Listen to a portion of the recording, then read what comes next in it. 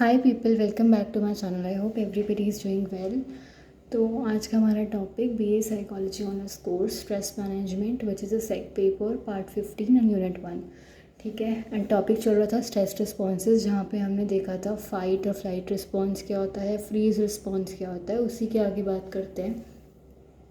तो human body अपने सारे मेटाबॉलिक स्प्लेंडर के हिसाब से अपने आप को प्रिपेयर करती है कि वो दोनों चीज़ें कर सके सेम टाइम पर, विच इज़ अ फाइट और फ्लाइट रिस्पॉन्स।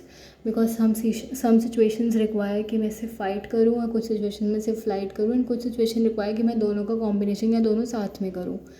लाइक कि मैं पहले तो अगर किसी चीज़ से डर लग गया उसे एकदम से देख के तो मैं भागूँ, बट जब मैं नॉर्मल स्टेट में आ जाए मेरी बॉडी तो मैं उससे कन्फ्रंट करूँ या फाइट करूँ, राइट। तो यही है। एंड आगे क्या है कि जैसे जैसे एवोल्यूशन होता गया ह्यूमन का, तो ये बहुत ही ज़्यादा डायनेमिक और फ़ायदेमंद एडवांटेजेस प्रोसेस था हमारे सर्वाइवल के लिए। एंड सारे मेमेलियन स्पीशीज़ में ये देखने को मिल जाएगा, इंक्लूडिंग हमारे अंदर भी। मैंने लिखा है ना प्लस अस, यानी कि हम भी और सारे मेमेलियन स्पीशीज़ में भी ये देखने को मिलेगा कि हम दोनों अपनी बॉडी को प्रिपेयर करते हैं कि हम साथ में कर सकें फ्लाइट भी और फ्लाइट रिस्पॉन्स भी, सॉरी फाइट भी और फ्लाइट रिस्पॉन्स भी। मतलब कन्फ्रंट करना भी और उस चीज़ को अवॉइड करके एस्केप करना भी हम साथ में कर सकें। ठीक है। एंड कुछ एक्सपर्ट्स जो हैं वो ये बोलते हैं कि हमारी बॉडी ने अभी भी खुद को अडेप्ट नहीं किया है। स्ट्रेस इंड्यूस जो लाइफस्टाइल है ना, मतलब स्ट्रेस से भरे हुए जो लाइफस्टाइल्स हैं, ये स्ट्रेस जो लाइफ में भरा हुआ है बुरे तरीके से अभी 21st सेंचुरी में, उसके हिसाब से हमारी बॉडी ने अभी भी खुद को अडेप्ट या एडजस्ट नहीं किया है। देन आगे हम देखते हैं कि कुछ 4 स्टेजेस हैं हमारे इसके फाइट और फ्लाइट रिस्पॉन्स के, उनकी बात कर लेते हैं। तो स्टेज, एक सेकेंड, हाँ, स्टेज 1 की अगर मैं बात करूँ तो ये है कि कोई भी स्टिमुलस मेरे पास आ रहा है, वो मेरे एक या एक से ज़्यादा सेंसेस में, जो 5 सेंसेस है ना मेरे पास, इंद्रियां जो है, पता नहीं मैं सही बोल रही हूँ हिंदी में नहीं, बट शायद सही है, कि हम देख सकते हैं, सुन सकते हैं, टेस्ट कर सकते हैं, और कोई टच कर रहा है तो हमें स्किन पे फीलिंग हो रहा है, राइट, कि किसी ने हमें पिंच किया या ऐसे। तो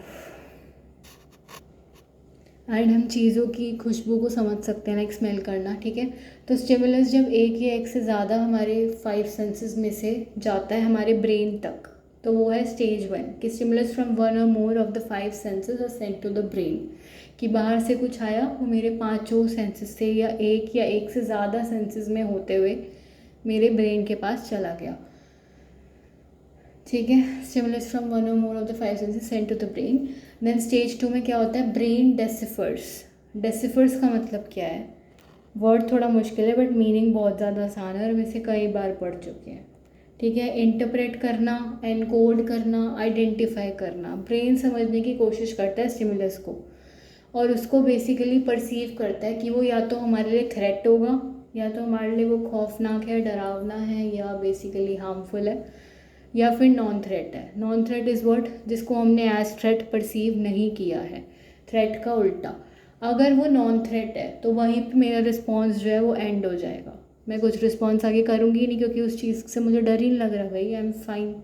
एंड अगर वो थ्रेट है तो ब्रेन एक्टिवेट करेगा मेरे नर्वस सिस्टम को भी, एंडोक्राइन सिस्टम को भी, कि वो खुद को प्रिपेयर करे या तो डिफेंस के लिए या फिर एस्केप के लिए या फिर दोनों के लिए, राइट।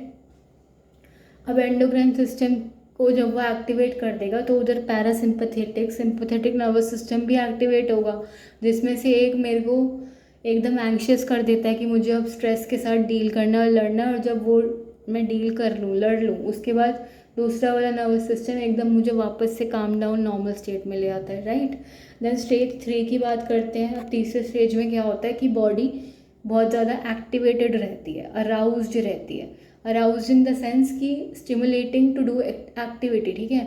बॉडी अभी स्टिमुलेशन वाले स्टेट में है, स्टिमुलेट है एकदम, कि वो एक्टिविटी कर सकती है, और बॉडी की वो रेडीनेस है कि वो एक्टिविटी कर सकती है अभी। ठीक है। तो अराउज एंड कीड अप। कीड अप भी वही है कि लाइक बॉडी एकदम ही ना अराउज स्टेट में है, कोई भी एक्टिविटी कर सकती है, और नर्वस है, टेंस्ड है, एंग्शियस है। तो बॉडी एक्टिवेटेड अराउज स्टेट में रहती है तब तक जब तक वो थ्रेट ओवर नहीं हो जाता, या जब तक बॉडी और वो इंसान उस थ्रेट के साथ डील नहीं कर लेता है। देन स्टेज 4 की बात करते हैं। बॉडी ने स्ट्रेस के साथ डील कर लिया है तो बॉडी रिटर्न हो जाएगी होम्योस्टेसिस में। ये टर्म कई बार पढ़ेंगे हम इस यूनिट में या फिर इस पेपर में मैं बोलूँ तो। होम्योस्टेसिस का मतलब होता है बॉडी का बैलेंस रिटर्न हो जाना, यानी कि इक्विलिब्रियम में आ जाना। जिस स्टेट में हम थे थ्रेट से पहले, before the threat, the way we are feeling, और एकदम हम नॉर्मल जो थे ना, बिना किसी एंक्शियसनेस के, बिना टेंशन के, बिना स्ट्रेस के, वैसे हो जाना। होम्योस्टेसिस और बैलेंस में रिटर्न हो जाना मतलब बॉडी का बैलेंस वापस आ जाना। तो body returns to what, homeostasis, जो कि एक ऐसा स्टेट है फिजियोलॉजिकल कामनेस का, बॉडी की कामनेस का, शांति का, पीसफुल माइंड, पीसफुल बॉडी वाला। वो तब होता है जब हमारा थ्रेट ओवर हो जाता है, थ्रेट ख़त्म हो जाता है, थ्रेट इज़ गॉन, थ्रेट चला जाता है, राइट। अभी के लिए इतना ही, ठीक है। अभी के लिए इतना ही। आई होप सब कुछ दिख रहा होगा लिखा हुआ, राइट। एंड उम्मीद है मुझे कि सब कुछ समझ में आ गया होगा। कुछ भी समझ में नहीं आया हो तो प्लीज़ मुझसे पूछने का कष्ट उठाएं। इफ़ यू वांट मैं कुछ और पढ़ाऊँ तो प्लीज़ मुझे, मतलब कोई और सब्जेक्ट, साइकोलॉजी ऑनर्स का ही या फिर किसी और पेपर का कोई और subject, then please do suggest. And if you want कि कोई चीज़ समझ नहीं, मैं वापस से पढ़ाऊँ और अच्छे से समझाऊँ, तो प्लीज़ डू सजेस्ट। कोई भी डाउट हो, कुछ भी समझ में नहीं आया हो तो कृपया करके मुझसे बेझिझक पूछने का कष्ट उठाएं। इसीलिए हूँ मैं कि मैं कोई भी डाउट्स, क्वेरीज को सॉल्व कर पाऊँ, और अगर कुछ मैं ढंग से नहीं समझा पा रही तो उसे इम्प्रूव कर पाऊँ और अच्छे से समझा पाऊँ। And you are the only ones who can tell me, ठीक है। तो अभी के लिए इतना ही। नेक्स्ट वीडियो में नए टॉपिक के साथ I will continue. And thank you so much अपना कीमती टाइम निकाल कर कीमती वीडियो देखने के लिए। एंड कीप सपोर्टिंग जिज्ञासा जग्गू फॉर मोर वीडियोज़।